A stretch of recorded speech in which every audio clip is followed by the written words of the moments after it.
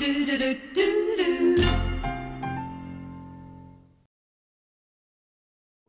first guest for today was a leading light in Queensland society.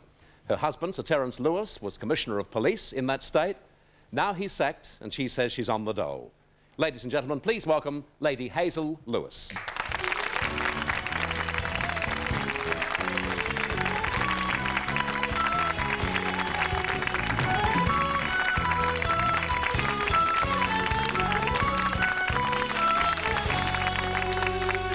Welcome to our show. Thank you, Bert. I'm told just before the program there was some confusion as to how I should address you. What would you like me to call you? Well, my given name is Hazel Bert, and you're most welcome to call me that. OK, and I'm Bert. Thank you. Good idea. Hazel, of course, there are so many questions that I want to ask on behalf of people who are watching our show today. Yes.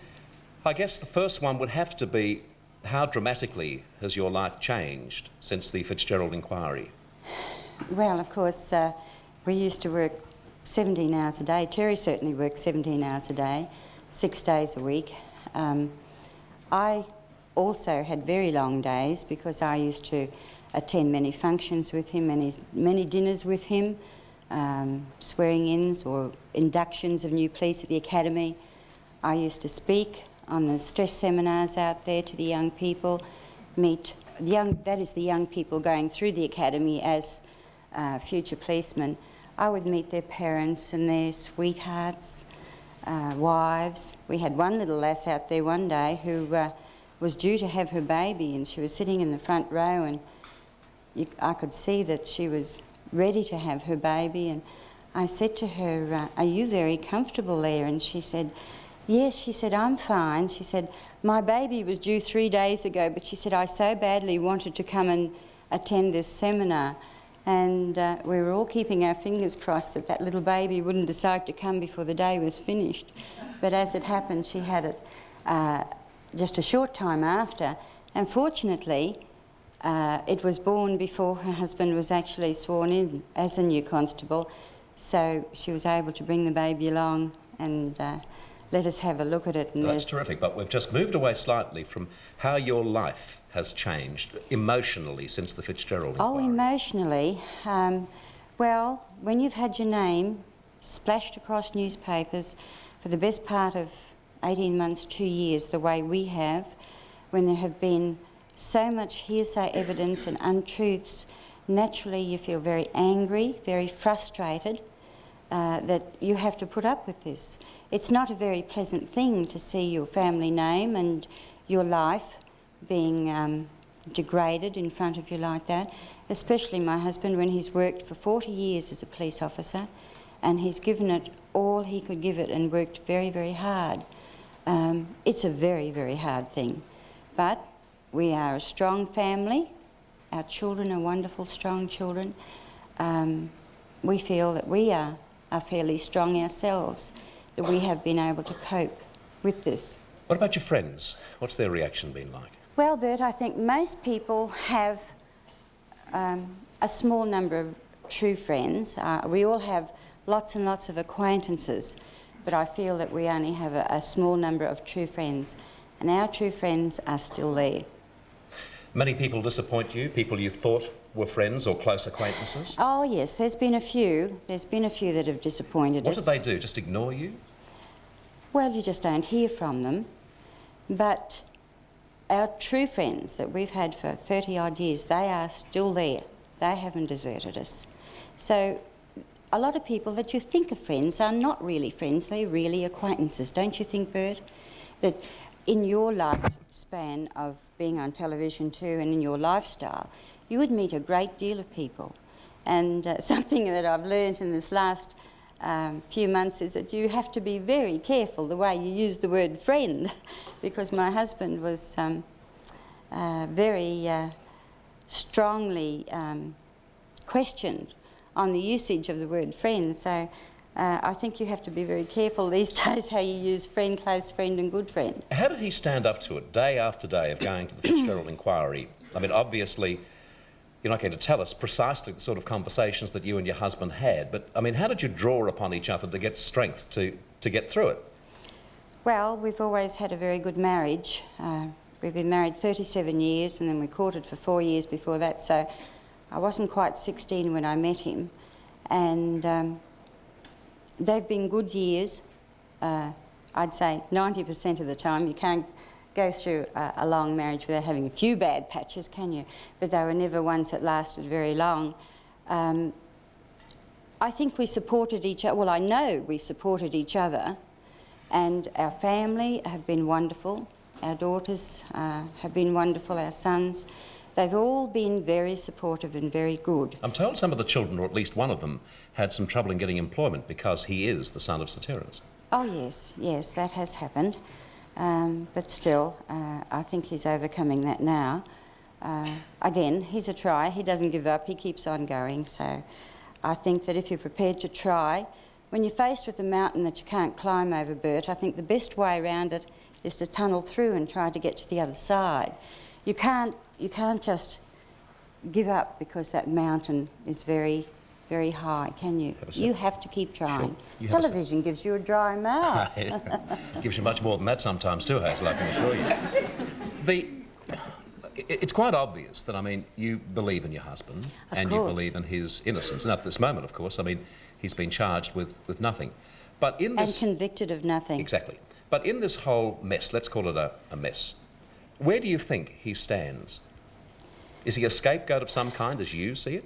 I think he's a fall guy for enemies, perhaps, of the Peterson government. I think that's quite likely that has happened. Yeah, of course. I mean, he made him Chief Commissioner, didn't he, Sir Joe? Yes, he did. He made him Commissioner. Very quickly. Well, he was an inspector, of course. Yes, he was. In the country? Yes, but at the same time, he had... it wasn't something that just happened overnight. He was young, yes, but he was also very competent and very capable. And he did rise to the ranks quickly, but it didn't happen overnight as a lot of people would like you to think it did. Inquiries would have been made and things would have been looked at in as far as his ability and his record, studies he had done.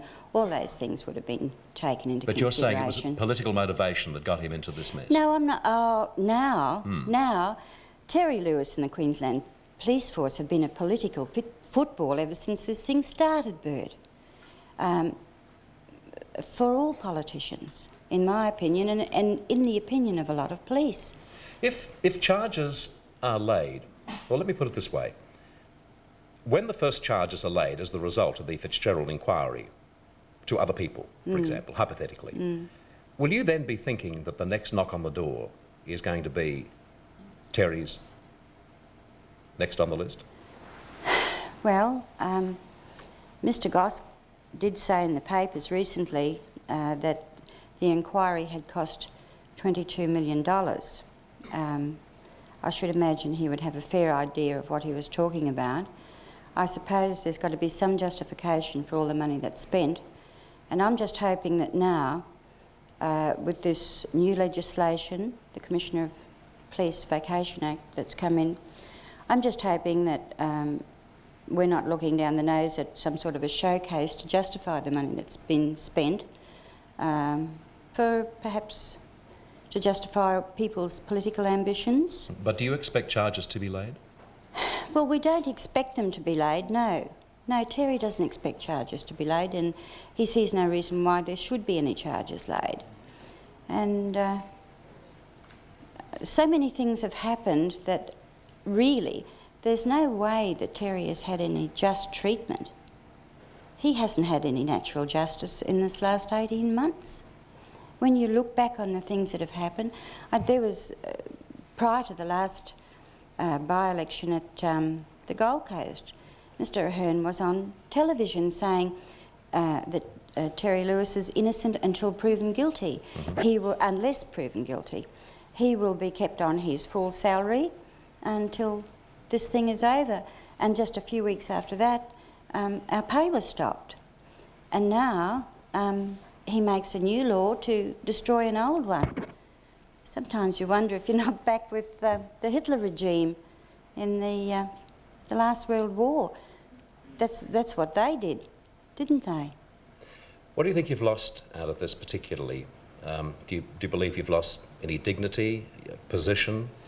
We won't ever lose our dignity. I think our dignity will always remain with us. We'll always hold our heads high. I'll always be proud to be Terry Lewis's wife, to have his name. What we have lost is our good name, the reputation that Terry has worked so hard for over these last 40 years almost in the police force.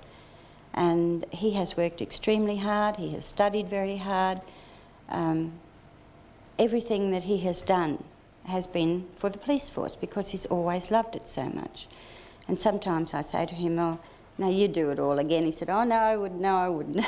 But I know he would because the police force has been his life. It's been something that he's just lived every day for the police force.